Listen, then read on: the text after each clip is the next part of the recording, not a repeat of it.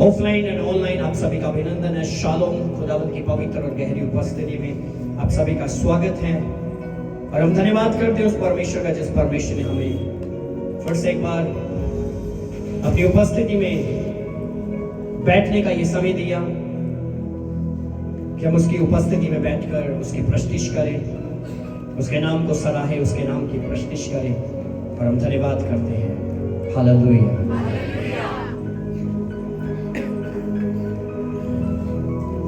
आज के समय की अगर बात किया जाए, आज का व्यक्ति अपने जीवन में अपने घराने के लिए, जो अपने एरिया के लिए, एक बलीवर जो मसीह को जानता है, जो मसीह को जानता और मसीह को समझता है। आज बहुत से विश्वासी अपनी जिंदगी में कह लीजिए वो अपने घराने के लिए या अपने एरिया के लिए वो बोझ लेना भूल चुके हैं। एक व्यक्ति होता है अपनी लाइफ में, वो अगर उसके घराने ने नजात को नहीं पाया, उद्धार को नहीं पाया, वो बोझ लेकर प्रार्थना करता है, बोझ लेकर प्रार्थना करता है। वो रात दिन चिल्लाता है खुदावंद के आगे, परमेश्वर तू मेरे घराने के लोगों को बदल। वो रोता है खुदावंद के आगे, परमेश्वर तू मेरे एरिया के लोगों को बदल दे। लेकिन नहीं, आज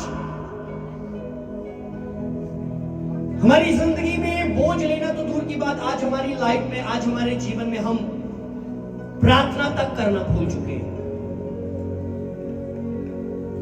हम यहां तक प्रार्थना भी करना भूल चुके हैं। हमें प्रार्थना भी करना मुश्किल लगता है, हमें प्रार्थना भी करना मुश्किल लगता है कि हमें प्रार्थना भी नहीं करना। खुदावंद के प्रिय लोगों, आज मैं एक ऐसे व्यक्ति के साथ जिनका नाम जॉन हाइट। जॉन हाइट एक वो व्यक्ति था जो फॉरेनर था, जो इंडिया का नहीं था, जिन्होंने अपनी जिंदगी को 1865 से लेकर 1912 तक अपनी जिंदगी को व्यतीत किया।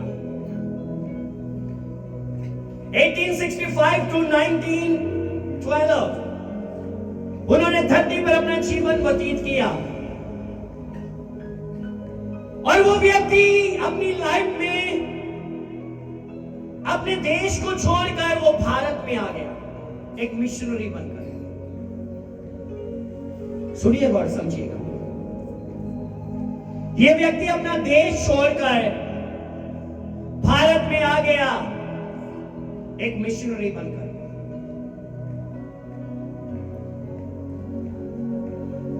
आज हम भी अपनी लाइफ में बहुत से लोग होते हैं जो अपना देश, अपना भारत छोड़कर जाते हैं, लेकिन क्या करने के लिए? अपना फ्यूचर बनाने के लिए, क्या करने के लिए? पैसा कमाने के लिए, क्या करने के लिए? कुछ ऊंचाइयों को छूने के लिए। लेकिन किसी व्यक्ति ने अपना देश छोड़ा और भारत में आया, क्या करने के लिए? भारत का बोझ लेकर आया। पंजाब के लोगों के लिए उसने बोझ लिया।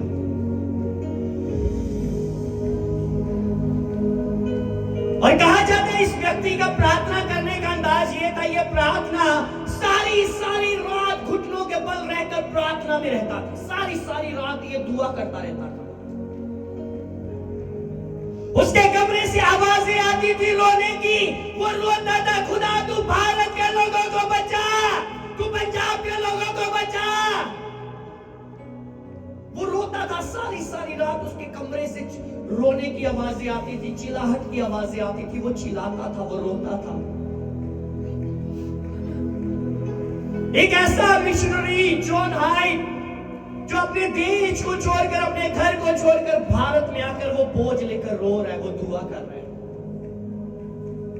लेकिन आज हम अपनी जिंदगी में भारत में रहकर, पंजाब में रहकर, हमारे अंदर, हमारे हृदयों में बोझ नहीं है कि हम अपने लोगों के लिए दुआ करें। हम अपने लोगों के लिए दुआ करें। और यहां तक कि कहते हैं पहले लोगों ने उसको टेस्टिफाई किया कि उसका हार्ट जो था वो शिफ्ट हो चुका था, उसका हृदय ही शिफ्ट हो चुका था। रो रो कर वो कितना रोया होगा, वो कितना रोया होगा इंडिया के लिए, पंजाब के लिए। आज हम अपनी जिंदगी में रोते तो जरूर है, लेकिन अपनी छोटी छोटी बातों को लेकर, किसी ने मुझे कुछ कह दिया हम रो पड़ते हैं, किसी ने दिल तोड़ दिया हम रो पड़ते हैं, किसी ने कोई गंदी बात बोल दी हम रो पड़ते हैं। लेकिन क्या हमारे हृदय के अंदर अपने लोगों के लिए रोने का बोझ है? जैसे परमेश्वर का दास जरमाया कहता काश मेरी आंखें उस नाले की तरह होती, मैं दिन रात लोगों के लिए, उन लोगों के लिए रोता रहता जो पाप में मर रहे हैं। क्या आज हमारे हृदय में बर्डन है, बोझ है कि हम बोझ लेकर दुआ करें? आज हमारी जिंदगी में हम अपने घरों में चले जाए, हमारी लाइफ में प्रार्थनाएं नहीं रह चुकी। हम दूसरों के लिए, चाहे हम अपने पंजाब के लिए, चाहे हम अपने नगर के लिए क्या बोझ लेंगे? हमने अपने परिवार का बोझ लेना ही छोड़ दिया। माँ बाप आते हैं, पादरी साहब, पास्टर जी हमारे बच्चों के लिए दुआ कीजिएगा, वो बिगड़ रहे हैं। पासबान तो करता है, पासबान करेगा भी। माँ बाप क्या कर रहे हैं? माँ बाप क्या कर रहे हैं अपने बच्चों के लिए? माँ बाप अपने बच्चों के लिए क्या कर रहे हैं? क्या माँ बाप के अंदर अपने बच्चों के लिए बर्डन है, बोझ है? मुझे अपने बच्चे की लाइफ को बदलना है, मुझे अपने बच्चे की लाइफ को बचाना है।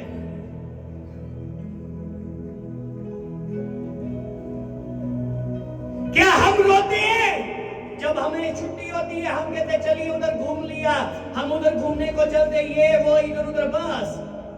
क्या कभी अपनी जिंदगी में उस छुट्टी के दिन आपने कभी अपने मन में सोचा आज मुझे सारा दिन घुटनों के बल रहकर अपने घर आने के लिए दुआ करना है?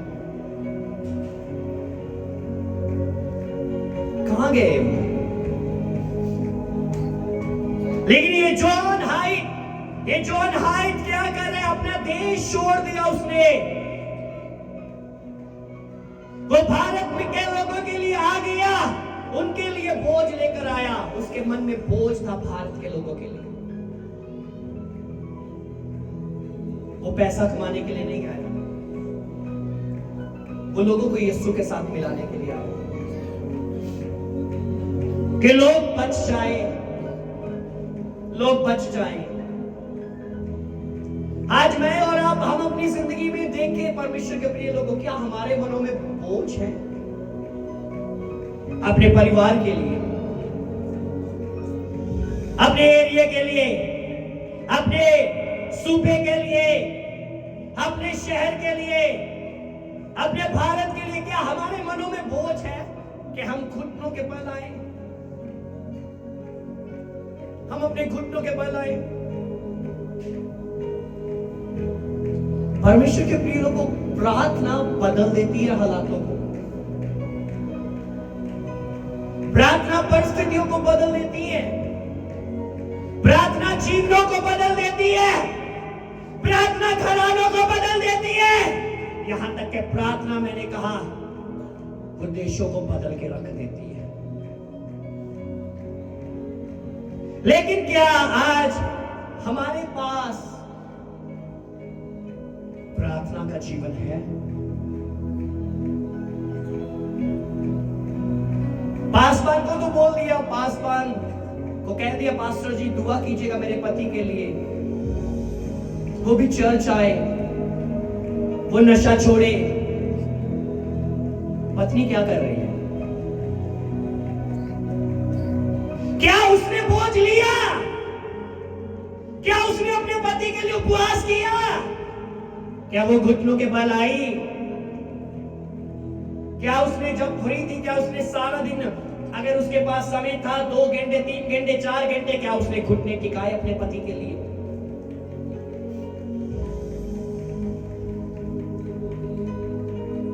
परमेश्वर के प्रिय लोगों, हम अपनी जिंदगी में आज भटक चुके हैं कहीं ना कहीं। आज हम कहीं ना कहीं भटक चुके हैं।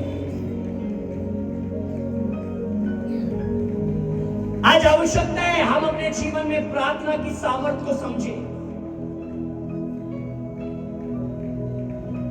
प्रार्थना एक वो चाबी है जो हर एक ताले को खोल देगी।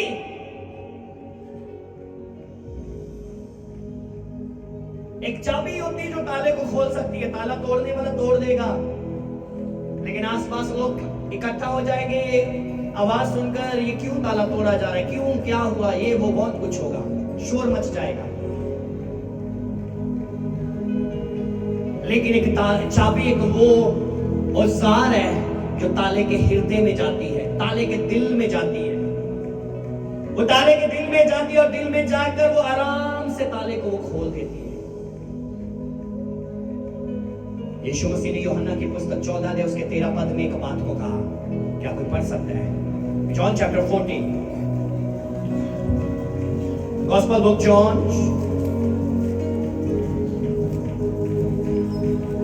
14 अध्याय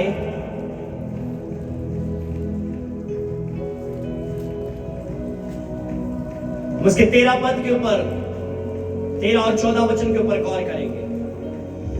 जो कुछ तुम मेरे नाम से मांगोगे वही मैं करूंगा कि पुत्र के द्वारा पिता की महिमा हो।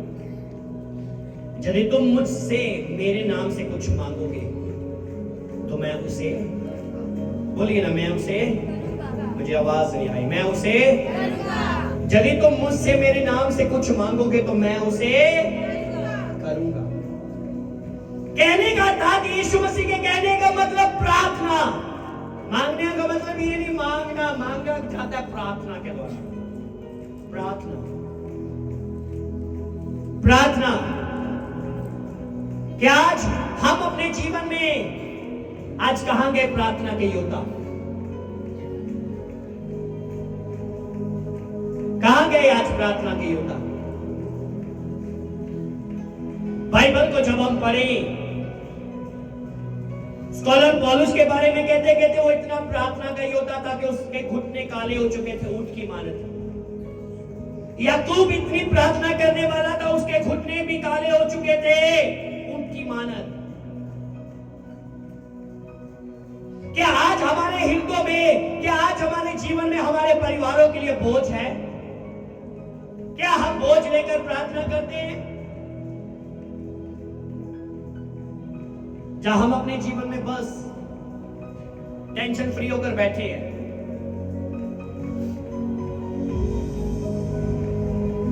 आज हम अपनी जिंदगी में पता क्या कर रहे हैं? हम अपने जीवन में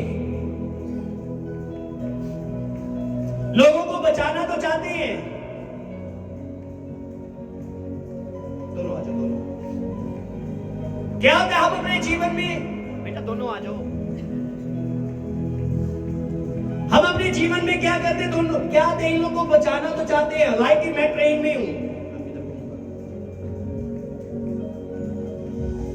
ये नीचे है, बेटा मेरी तरफ कर दो, मैं ट्रेन में हूं और ये दोनों नीचे हैं। हम अपने जीवन में बचाना चाहते हैं इनको, लेकिन बचाने के लिए हम क्या कर रहे हैं? हम क्या कर रहे हैं बचाने के लिए? हम कर क्या रहे बचाने के लिए? पीछे से भाई चाचा ट्रेन में इसको भी धक्के हुए, लेकिन इनको तो चढ़ा दिया, लेकिन क्या हुआ? ट्रेन चल पड़ी और मैं पीछे भाग रहा हूं। मैं दूसरों को तो बचाने के लिए लगा हुआ हूं, लेकिन मैं अभी तक खुद बचा नहीं हूं। अगर पहले नंबर पर मुझे खुद बचने की आवश्यकता है, और अगर मुझे इनको ट्रेन में चढ़ाना है, अर्थात कहने का मुझे अगर इनको यीशु मसीह के साथ मिलाना है, तो मेरे पास एक ढंग होना चाहिए। मैं ट्रेन में ही रहूं और मैं हाथ दूं, आजा भाई, मैं भी बीच में ही हूं, मैं नहीं उतरा। लेकिन आज कई बार व्यक्ति अपनी जिंदगी में, आज हम अपने जीवन में दूसरों को बचाने के चक्कर में हम कई बार खुद पाप के अंदर धंस जाते हैं। हम अपनी जिंदगी में दूसरों को बचाते बचाते खुद हम लोग पाप की दलदल में फंस जाते हैं। आज हम अपने जीवन में, हम अपनी जिंदगी में ये बात को समझ ही नहीं पाते। हम अपने जीवन में, हम अपनी जिंदगी में क्या अपने परिवार के लिए हम बोझ ले रहे हैं? किसको मेरी बात समझ आ रही है? ये परमेश्वर का दास जॉन हाइट, जिसका जन्म कह लीजिए 1865 से लेकर 1912 तक ये व्यक्ति धरती पर जीवित रहा।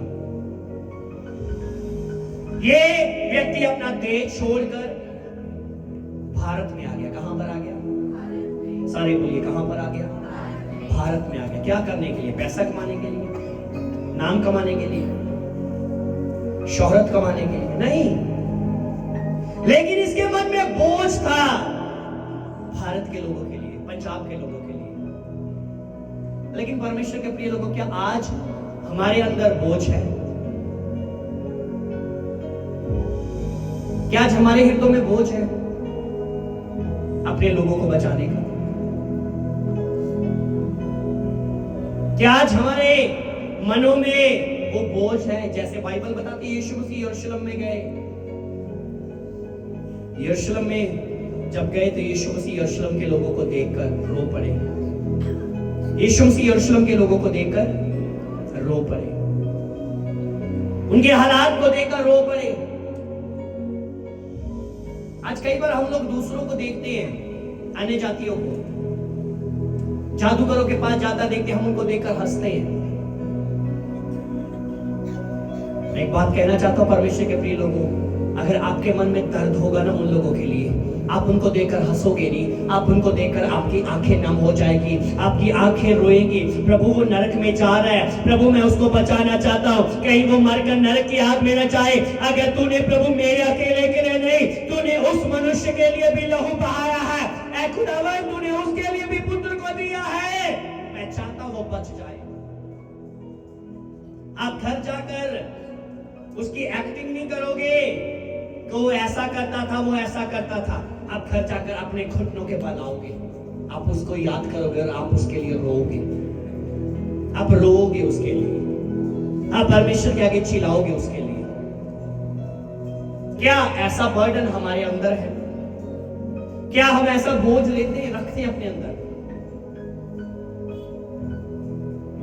एक बोझ रखने वाला व्यक्ति जो होता है ना, जब तक उन कामों को पूरा होता हुआ ना देख ले, तब तक वो उन कामों से टलता नहीं। लाइक एस्तर के बारे में जब हम पढ़ते हैं, बाइबल बताती है, पवित्र शास्त्र बताता है, एस्तर को जब पता चला किसी ने साजिश रच ली है मेरे भाइयों को मारने की, यहूदी लोगों को मारने की साजिश बनाई है, योजना तैयार की है। क्या हुआ? जब एस्तर के पास संदेशा पहुंचा, एस्तर 3 दिन के उपवास में चली गई। ना उसने कुछ खाया, ना उसने कुछ पिया। वो 3 दिन घुटनों के बल चली गई। क्यों चली गई? क्योंकि उसके मन में, बोलिए ना, क्या था? हेलो चर्च, बोलिए क्या था? मुझे आवाज नहीं आया। क्या था उसके मन में? एस्तर के मन में बोझ था। उसने बर्डन लेकर, बोझ लेकर दुआ की। राजा के महल में जाना बिना अनुमति के कोई जा नहीं सकता था, अगर वो जाएगा तो मर जाएगा। लेकिन हथेली पर जान लेकर वो चल पड़ी राजे के महल में। और क्या हुआ? राजा खुश हुआ।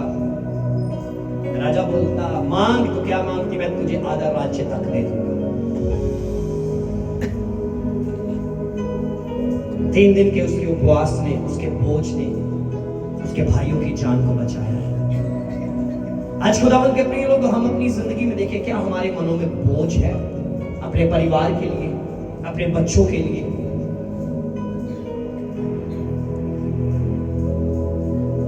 ब्लेस्ड है वो बच्चे, आशीषित है वो बच्चे जिनके माँ बाप मसीह में हैं।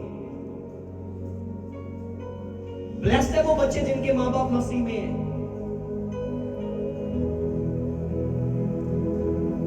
जैसे बाइबल बताती, जब मूसा से परमेश्वर ने बात की, कहता मैं तेरे बाप दादाओं का परमेश्वर यहोवा हूं। ओह माय गॉड, क्या बात है! मेरे बाप दादाओं का परमेश्वर, वो आज मेरा परमेश्वर है।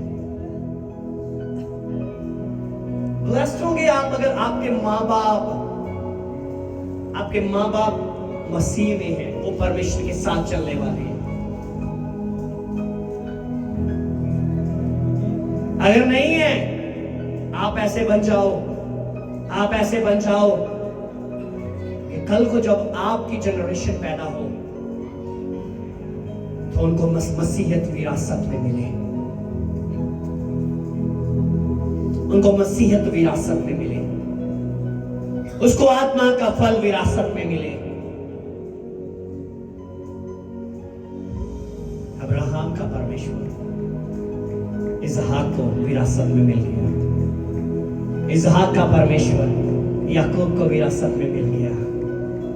मैंने कहा परमेश्वर के प्रिय लोगों, वही अब्राहम, इसहाक और याकूब का परमेश्वर आज हमको विरासत में मिल गया, हमको मसीह की बदौलत मिल गया। आज परमेश्वर के प्रिय लोगों, मैं और आप, हम अपने जीवन में बर्डन ले, बोझ ले अपने घरानों के लिए, बोझ ले अपने क्षेत्रों के लिए, बोझ ले अपने चर्च के लिए। खुदा तू बचा। आज अगर बात किया जाए किसी की बुराई करने की, तो मैंने कहा चर्चे गूंगे भी बोल पड़ते हैं, गूंगे भी बोल पड़ते हैं। लेकिन जब बात आए किसी की जिंदगी को बर्बाद होता हुआ देखते हुए, कोई बर्डन नहीं लेता, कोई घुटनों के बल नहीं आता, कोई भूखा नहीं रहता कि भूखा रहकर उपवास करके घुटनों के बल आकर कोई खुदा के आगे दुहाई दे। कल इवनिंग टाइम में यहां पर था, मैं बच्चों को बोल रहा था, मैं इनको देख रहा था, मैंने बच्चों को बोला, मैंने कहा मुझे 3 दिन के उपवास करने पड़ेंगे तुम लोगों के लिए। बच्चे डर गए, बच्चे कहते नहीं नहीं पास्टर जी मत कीजिएगा, मत कीजिएगा, मत कीजिएगा, हम ऐसे ही बदल जाएंगे। My dear brother and sister, life में, अपने जीवन में ये मत सोचो हाँ मेरे पास अगुआ है, ठीक है, लेकिन परमेश्वर ने आपके बच्चे अगर आपको दिए हैं, आपका घराना, आज कलीसिया को आवश्यकता है। बाइबल बताती है पतरस बंदी गृह में था। पतरस, हेलो चर्च बोलिए, पतरस, मुझे आवाज चाहिए, पतरस, पतरस बंदी गृह में था, जेल खाने में था। कलीसिया ने पकड़ लिया, वो चिल्लाई, यहोवा के आगे प्रार्थना करने लगी। क्या हुआ? पतरस के पास कोई गया, पतरस के पास कोई गया, फरिश्ता, एंजल गया और जाकर कहता ये पटका बांध, अपने जूते पहन और चल।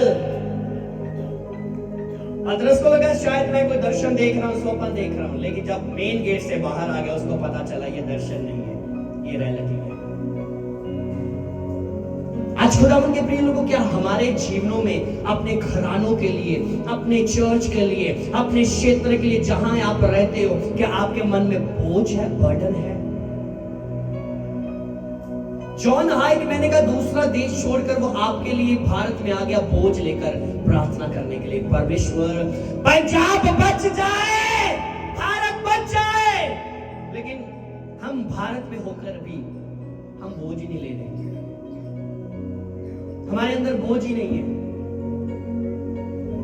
हमारे हृदयों में बर्डन ही नहीं है कि हम खुदाबंद के आगे चिल्लाए, परमेश्वर तो बचा मेरे देश के लोगों। आज क्या होता है, अगर किसी को गुनाह करते देख लिया जाए क्षेत्र में, हम अपने एरिया में अगर किसी को देख लेते गुनाह करते हुए, तो क्या होता है, कान कान में वो बात आगे को पहुंचाई जाती है, दीदी मैंने उसको देखा, वो ऐसे कर रहा था, ऐसे कर रही थी, ये था वो था, बात वो फैलना शुरू हो जाती है। एक बात कहना चाहता हूं, अगर आपके मन में बोझ होगा ना उस व्यक्ति के लिए, आप उस व्यक्ति को पाप में पड़ा हुआ देखकर आप अपने घर में जाओगे, आप अपने घर में जाकर उसके लिए रोना शुरू कर दोगे, आपकी आंखें नम हो जाएगी, आपकी आंखें आंसुओं से भर जाएगी और आप घुटनों के बल होकर आप उसके लिए चिल्लाओगे खुदावंद के आगे। परमेश्वर को पाप में नहीं मरना चाहिए, परमेश्वर को गुनाह में नहीं मरना चाहिए, परमेश्वर मेरी जिंदगी का एक ही मकसद है, मुझे नरक को खाली करना है और स्वर्ग को भरना है। आज परमेश्वर के प्रिय लोगों, क्या हमारे अंदर, हमारे हृदय में क्या ऐसा बोझ है? किसको समझ आ रहा है? कौन समझ पा रहा है?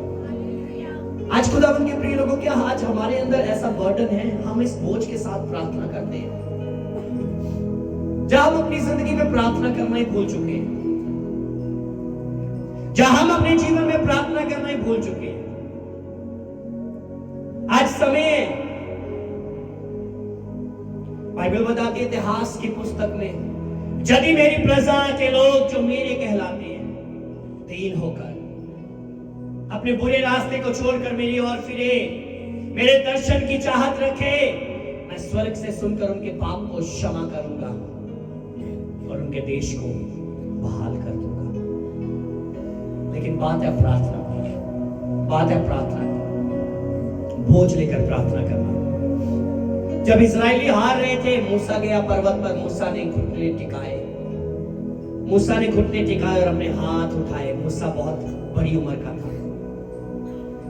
मूसा अपने हाथों को उठाकर दुआ करने लगा। जब जब मूसा के हाथ खड़े थे, इस्राएली जयवंत हो रहे, देख रहे इस्राएली, मूसा यूं ही हाथ खड़ा करता है, हम जयवंत होना शुरू हो जाते हैं। मूसा बूढ़ा था, ज्यादा देर नहीं हाथ खड़ा कर सकता था, हाथ थक जाते थे, नीचे जाते, फिर हारना शुरू। आखिर में वहां पर क्या किया, दो लोगों को भेजा गया, सपोर्ट दिया गया उसके हाथों को कि मूसा के हाथ ऊपर ही रहे।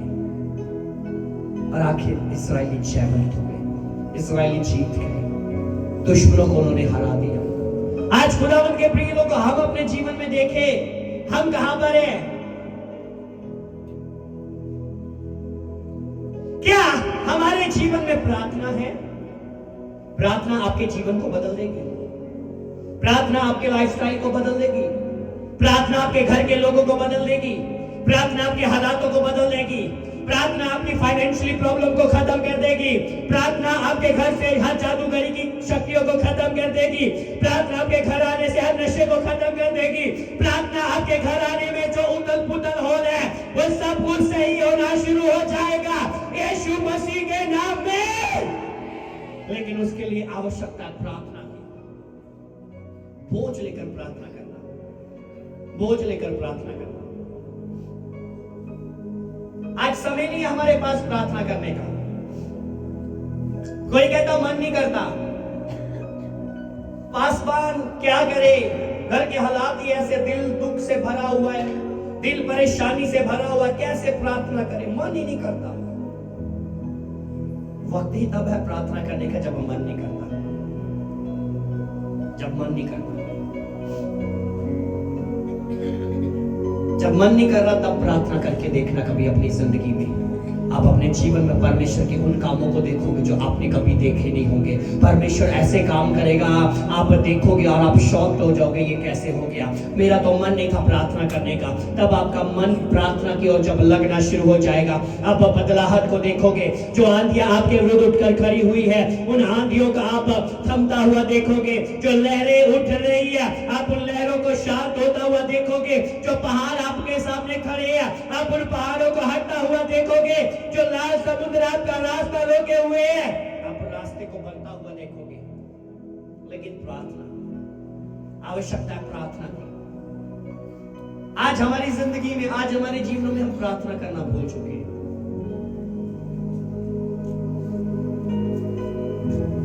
प्रार्थना करना, प्रार्थना करना। पास्टर बेनी, एक दिन वो प्रार्थना कर रहे, हालेलुया, कोई चिल्लाकर बोल दे एक बार हालेलुया। क्या हुआ? पास्टर बेनी ने प्रार्थना करते उनको एक दर्शन हुआ, और उस दर्शन के मध्य में क्या हुआ, उनको एक बड़ा क्रॉन और एक छोटा क्रॉन, एक बड़ा मुकुट और एक छोटा सा मुकुट उनको नजर आया। पास्टर बेनी कहते जब मैंने उस मुकुट को देखा तो मुझे लगा, मैं बड़े मुकुट की तरफ दौड़ने लगा, ये बड़ा मुकुट मेरा है। कहते प्रभु की आवाज रही, बहनी ही नहीं, ये तेरा नहीं है, वो छोटा वाला तेरा है।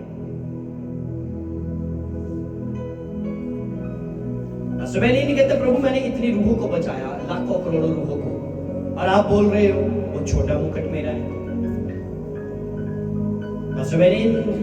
कहते प्रभु ने मुझे बोला, बच्चे वो बड़ा मुकुट तेरा नहीं है, वो छोटा ही तेरा है। अगर आज जिस बदौलत तो जिस जगह पर आज तू खड़ा है, जिस स्त्री की प्रार्थना की बदौलत तू यहां तक पहुंचा है, ये बड़ा मुकुट उसके लिए। परमेश्वर के प्रिय लोगों, अपनी जिंदगी में समझ कर देखो, आपकी प्रार्थना, माँ बाप की प्रार्थना उनके बच्चों के फ्यूचर को ब्राइट कर सकती है।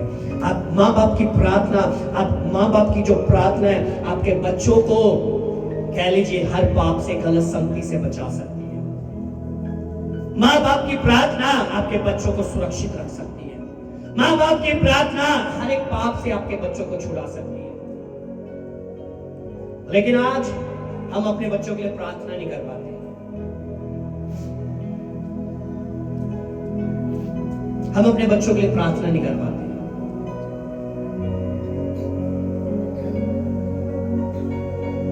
आज कई बार बहुत से लोग, मसीही लोग भी कई बार जादूगरों के पास चले जाते हैं। जादूगर मेरे बच्चों का सुधार करेंगे। हेलो, अगर आप अपनी जिंदगी में ये बात सोच रहे जादूगर आपके बच्चों का सुधार करेंगे, परमेश्वर के प्रिय लोगों, मैं एक जगह पर था, जब मैं उस परिवार में गया, उनका बच्चा बहुत ज्यादा दारू पीता था।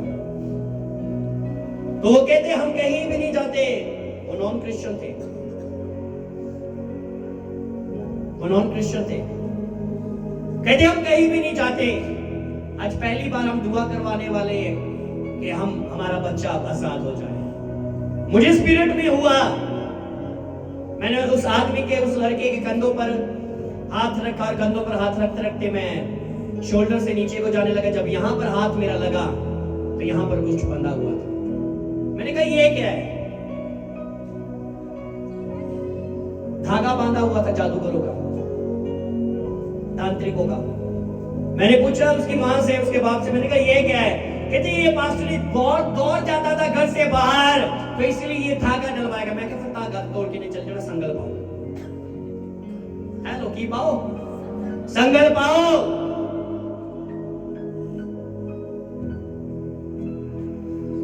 लेकिन मैं एक गल पंजाबी दे विच कहना चाहता, अगर शैतान दे संगल तुहाडे बच्चियां नूं पए होए आ ना, ते मेरा यीशु ऐसा सामर्थी आ, उस संगलां नूं तोड़न दी ताकत रखदा आ। मैं कहना उस संगलां नूं भी तोड़न दी ताकत रखदा आ कि तुहाडे बच्चे आजाद हो जाण, तुहाडे घराने आजाद हो जाण यीशु मसीह दे सामर्थी नाम दे विच।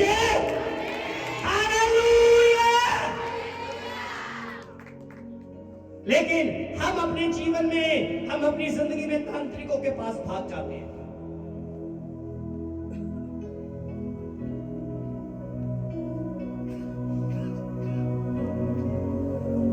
अगर तांत्रिक इतना ज्यादा मसले हल कर सकते तो उनको लोगों से पैसे ना लेने पड़ते, वो खुद अमीर होते। ये धागा ले लो, तुम अमीर हो जाओगे, ताड़े काम है खोले जाएंगे। तेरे क्यों नहीं खोलन दे अपने? तेरे अपने क्यों नहीं खोलन दे? तू आप सड़क के उत्ते बैठा होया। हेलो, परमेश्वर के प्रिय लोगों, हम प्रार्थना की ताकत को समझे। प्रार्थना क्या कर सकती है? प्रार्थना देशों को बदल सकती है। प्रार्थना देशों को बदल देती है।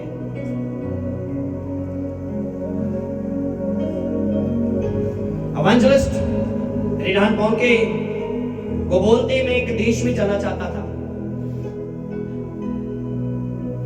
और कहते वहां पर पहले मीटिंग जब ऑर्गेनाइज हुआ, लेकिन ऑर्गेनाइज होने से पहले ही परमिशन लेने के लिए जब गए उस देश के लोग मंत्री के पास, तो क्या हुआ? परमिशन नहीं मिला, क्योंकि एक बड़ा सेमिनार, एक बड़ा क्रूसेड होना था,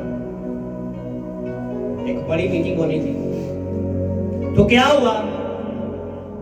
इवेंजलिस्ट रिनहार्ड बॉन्के बोलते, मैं प्रार्थना करना शुरू हुआ। मैं परेशान हुआ और मैं उस देश के लिए प्रार्थना करना शुरू हुआ। मुझे उस देश में जाना है, मुझे उस देश में जाना है, मुझे उस देश में जाना है, मुझे उस देश में जाना है, मुझे उस देश में जाना है। और क्या हुआ? कहते उसके बाद जब मैं प्रार्थना करने लगा, और कहते वहां पर जिस देश में मैं था, वहां पर ही किसी ने मुझे बुलाया, किसी के साथ मुलाकात हुई,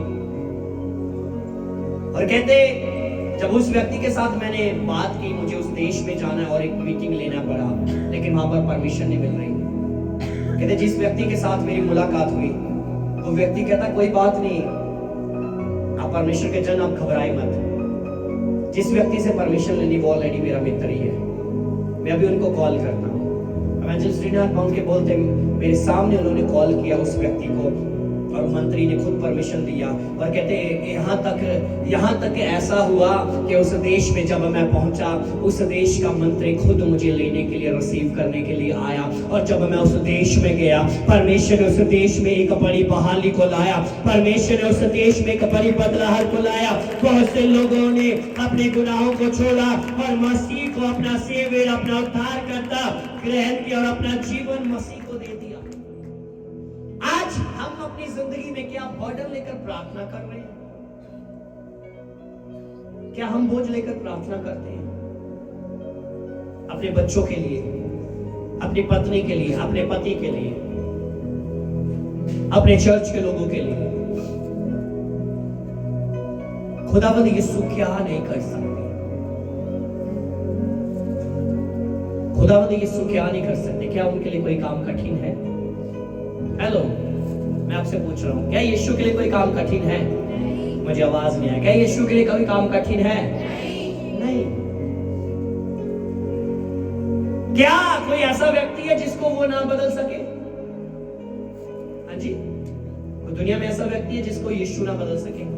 हाँ जी, कोई ऐसा व्यक्ति नहीं जिसको यीशु ना बदल सके।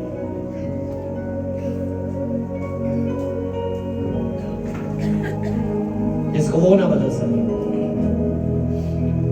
जब वो बदलने के लिए आ जाए, बदलने के मूड में, शाऊल जैसे को वो 3 दिन के लिए अंधा करके बिठा देता है, ले बेटा बैठ जा। फिर 3 दिन वो रोता है, चिल्लाता है, उपवास करता है, पश्चाताप करता है, मानता है अपने गुनाहों को, छोड़ता है अपने गुनाहों को और यीशु के लिए खड़ा हो जाता है। खड़ा हो जाता है यीशु के लिए। फिर वही पौलुस कहता है, जीना मेरे लिए मसीह और मरना, मुझे आवाज नहीं है, जीना मेरे लिए मसीह और मरना लाभदायक है। मौत न मारी जिंदगी में को रहने वाले आनू, कौन हटाऊं यीशु यीशु कहने वाले आनू। साडी सदीपक जिंदगी ता ओदे चरना विच है, जीना साडा मरना यीशु दे नाम विच है। साडा जीना साडा मरना यीशु दे नाम विच है। परमेश्वर के प्रिय लोगों के आज हमारे हृदय में अपने बच्चों के लिए क्या बोझ है? क्या आज हमारे जीवन में अपने चर्च के लिए बोझ है भाइयों? क्या आज हमारे परिवार के लिए आज हमारे मनों में बोझ है बहनों?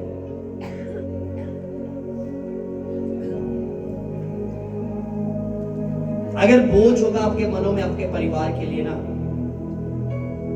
आप घुटनों से उठोगे नहीं। जब आपके पास वक्त होगा, आप फ्री हो, आप घुटनों के बल आ जाओगे। अगर आपके मन में आपके बच्चों के लिए बोझ होगा, आप सब्जी काट रहे हो, आप रोओगे, आप रोते हुए काट रहे होंगे, प्रभु तू बचा उसको। आप रोटी बना रहे होगे, आप रो रहे होंगे, खुदा तू बचा मेरे बच्चों को। आप लेट हो गए, आपको नींद नहीं आएगी, बर्डन होगा, बोझ होगा, प्रभु तू बचा मेरे एरिया के बच्चों को।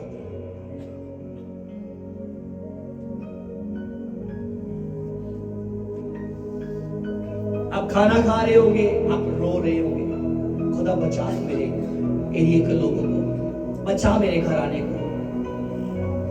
आपके मन में बोझ होगा, क्या आज वो बोझ हमारे मन में है? क्या आज वो बोझ हमारे मन में है? परमेश्वर के प्रिय लोग, एक प्रार्थना ही है जो हालातों को बदल सकती है। एक प्रार्थना ही है जो हालातों को बदल सकती है। एक प्रार्थना ही है जो घरानों को बदल, एक प्रार्थना ही है जो जीवनों को बदल सकती है। एक प्रार्थना ही जो हमारी जिंदगियों को सफल कर सकती है। किसको समझ आ रहा है? हेलो, किसको समझ आ रहा है भाइयों? कौन है यहाँ पर? कौन सा व्यक्ति है? कोई है यहाँ पर जो बोझ लेता है? Anyone else? जो बोझ लेता है, बोझ लेकर प्रार्थना करता है, रोता है, चिल्लाता है खुदावंद के आगे।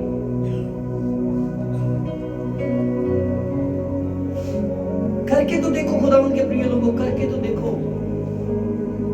आप खुद वापस आओगे पलट कर कि मेरे घर के हालात बदलना शुरू हो गए, मेरे घर के लोग बदलना शुरू हो गए, मेरे घर की परिस्थितियां बदलना शुरू हो गई, मेरे बच्चे बदल गए, मेरा पति बदल गया, मेरी पत्नी बदल गई, मेरे एरिया के लोग बदलना शुरू हो गए। अगर आप अपने जीवन में, अगर आप अपनी जिंदगी में, मैं एक बात कहना चाहता हूं, एक बात को भी समझ लीजिएगा। अगर आप कहोगे प्रार्थना, ठीक है प्रार्थना कर रहे हो, अगर आप प्रार्थना करने के बाद अपने बच्चों को, जब अपने पति को गाली दे रहे हो, उम्मीद ना करो बदलेगा कुछ।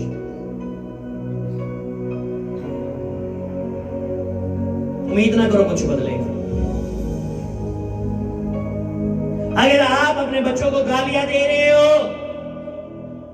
उम्मीद ना करो कुछ बदलेगा। अगर गालियां ही बदल देती तो फिर बाइबल में यही लिखा होता, आपकी गालियां आपके बच्चों को नहीं बदल सकती, लेकिन आपका प्रार्थना करना आपके बच्चों की जिंदगी को बदल सकता है।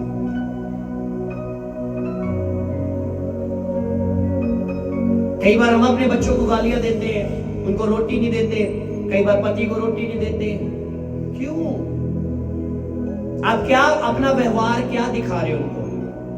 एक तरफ कहते हो मेरा पति यीशु को मान ले, मेरा पति यीशु के पास आ जाए, वो भी चर्च जाए, उसका जीवन बदल जाए। आप उसके साथ कैसा बर्ताव कर रहे हो? वो ऐसे नहीं बदलेगा। आपको अपनी बदलाहट उसके सामने पेश करनी पड़ेगी। आई एम चेंज, मैं बदल चुका हूं, मैं बदल चुकी हूं। लेकिन हम अपने जीवन में कुछ बदलते ही नहीं। आवश्यकता है खुद को बदलने की, आवश्यकता है प्रार्थना करने की।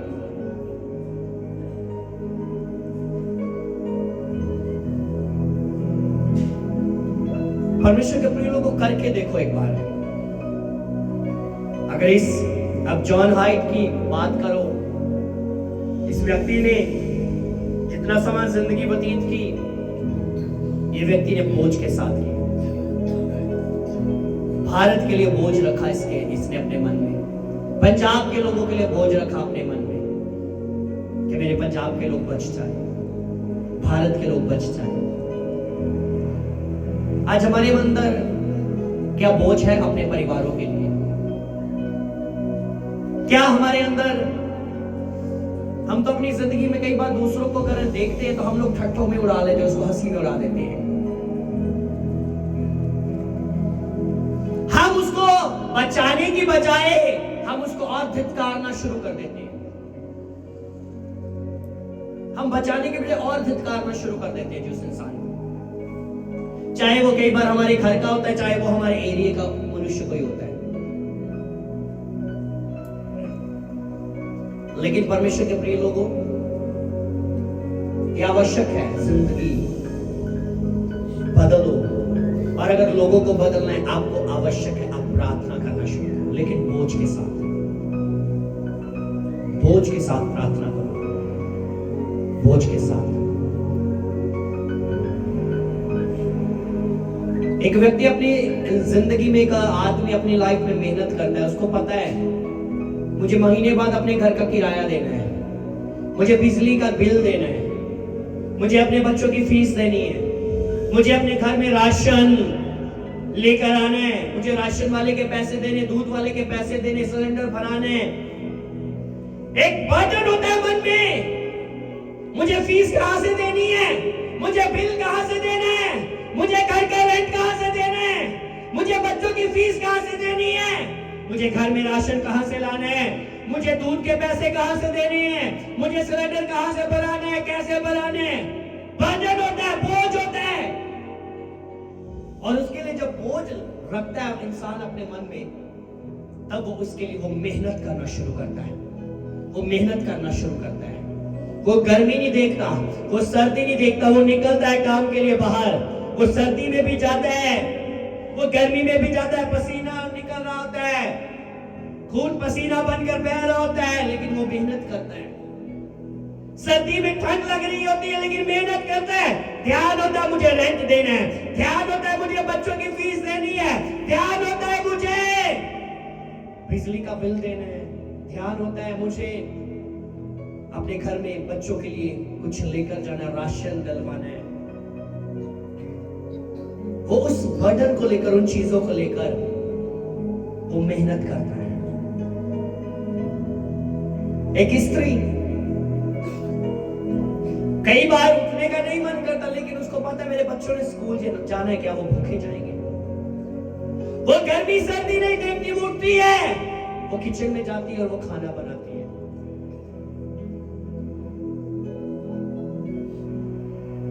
बच्चों ने आना है, उनके लिए लंच बनाना है, बच्चों की यूनिफॉर्म धोनी है, ठंड है, ठंडा पानी है, लेकिन धोनी है।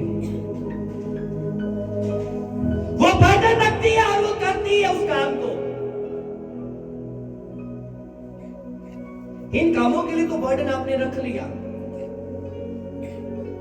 स्त्री ने अपने बच्चों के लिए, पति के लिए रख लिया, घर को साफ सफाई के लिए रख लिया, आदमी ने भी रख लिया, लेकिन घर के लिए तो रख लिया, लेकिन अपनी जिंदगी में, आत्मिक जीवन में लोगों को बचाने का बर्डन कहां पर है? लोगों को बचाने का बर्डन कहां पर है? क्या लोगों के लिए हमारे अंदर बर्डन है लोगों को बचाने का? कि हम लोगों को बचाएं, हम लोगों को बचाएं। क्या हमारे अंदर बर्डन है कि हम लोगों को भी बचाएं? हम मसीह के लिए रूहों को नरक की आग में से खींच कर निकालें। खुद बचना ही काफी नहीं, हमें औरों को भी बचाना होगा। खुदावंद यीशु ने अपने चेलों को आदेश दिया, जाओ, जाकर पूरे जगत में सुसमाचार का प्रचार करो। जो विश्वास करे वो उद्धार को पाएगा। आज परमेश्वर के प्रिय लोगों, हर बात के लिए तो बर्डन हमने ले लिया, लेकिन मसीह के लिए, उसके लोगों के लिए बर्डन लेना कहां पर है? कि हम लोगों को बचाएं, हम लोगों को बचाएं। क्या उसके लिए हमारे मनों में बोझ है? अगर होगा, आप अपने घुटनों को टिका दोगे। अगर बर्डन होगा, आप भूखे और प्यासे रहोगे। अगर बर्डन होगा, आपकी आंखें नहीं सूखेगी। जैसे जरमाया कहता है, मैं पढ़ता हूं आपके लिए। जरमिया इस बात को क्लियर बोलता है।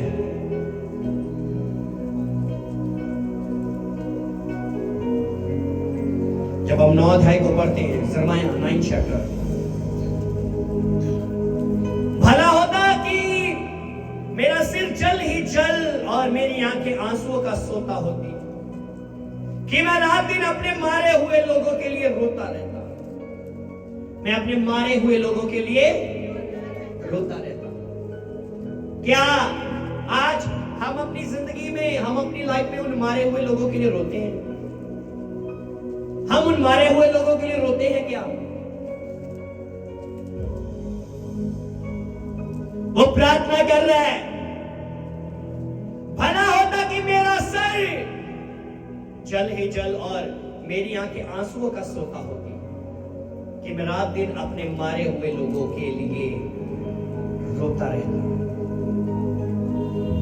अपने मारे हुए लोगों के लिए रोता रहता।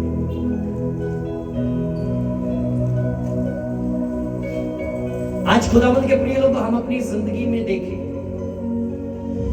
जरमिया एक वो नबी है जिसको रोने वाला नबी भी बोला जाता है। कौन सा नबी बोला जाता है? मुझे आवाज नहीं है। कौन सा नबी? इसको रोने वाला नबी भी बोला जाता है क्योंकि वो रोता बहुत था। ये बहुत रोने वाला था। विलाप गीत जब आप पढ़ोगे, विलाप गीत इसने रोकर ही लिखा है, रोते हुए ने लिखा है, रोते हुए ने। ये रो रहा था तब इस्राएली लोगों के लिए, यहूदी लोगों के लिए रो रहा था ये, क्योंकि वो गुलामी में चले गए थे, बेबीलोन की गुलामी में, और ये रो रहा था, ये रो रहा था। आज हम अपनी जिंदगी में, आज हम अपने जीवन में क्या लोगों के लिए रोते हैं? क्या हमारे आंसू बहते हैं? क्या हमारे अंदर बोझ होता है?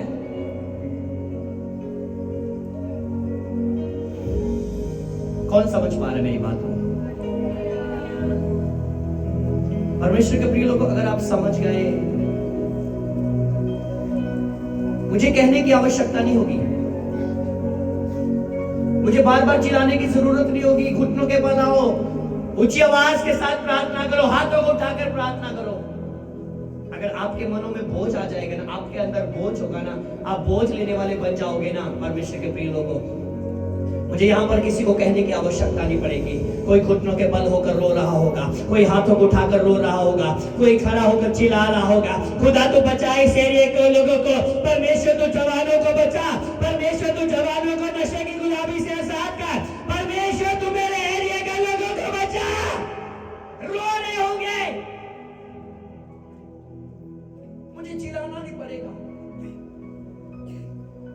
मुस्लिम लोग दिन में 5 बार नमाज पढ़ते हैं, उनको कहना नहीं पड़ता।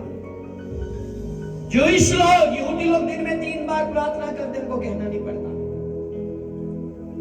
लेकिन आज चर्च को बोलना पड़ता है, दुआ करो, दुआ करो, दुआ करो, दुआ करो, दुआ करो, दुआ करो।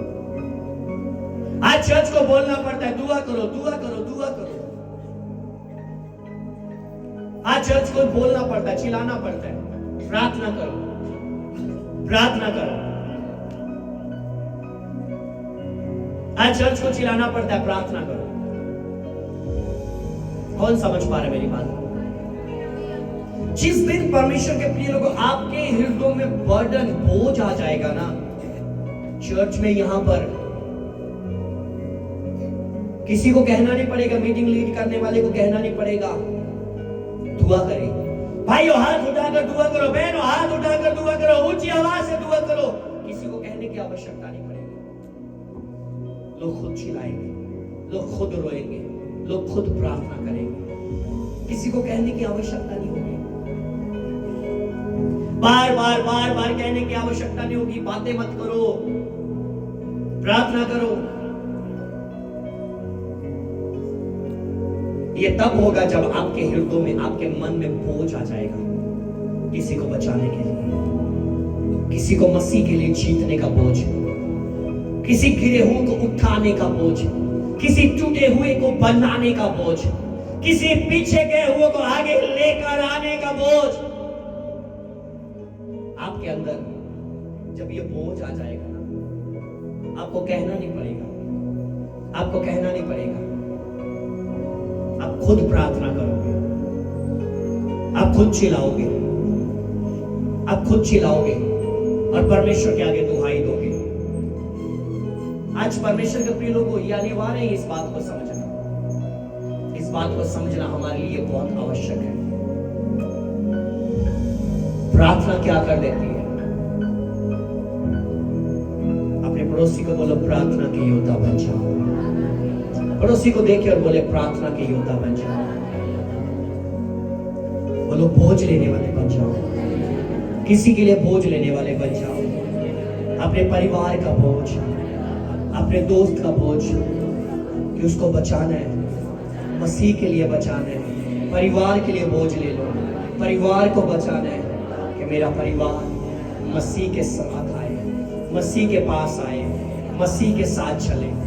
बोझ लेने वाले बन जाओ। जब आप बोझ ले लोगे, उसी को बोलो, जब आप बोझ ले लोगे, आपकी आंखें सूखेगी नहीं, आपकी आंखों में आंसू होंगे, आप सो नहीं पाओगे, आप प्रार्थना करने वाले बन जाओगे, आप हर वक्त प्रार्थना में रहोगे, आप कोई काम करोगे आप प्रार्थना में रहोगे, आपके मन में बोझ होगा किसी को बचाने का, किसी को बचाने का, अपने परिवार को बचाने का, अपने एरिया को बचाने का। बोझ ले लो, बोझ ले लो। जॉन हाइट की तरह, जिसने भारत का बोझ लिया, जिसने पंजाब का बोझ लिया, जॉन हाइट की तरह आप भी बोझ लेने वाले बन जाओ। बोझ ले लो, प्रार्थना करने का बोझ, परिवार को बचाने का बोझ, एरिया को बचाने का बोझ, गिरे हुए को उठाने का बोझ, टूटे हुए को बनाने का बोझ आप ले लो, आप ले लो। आप देखोगे खुदा के कामों को यीशु मसीह के नाम में। आमीन।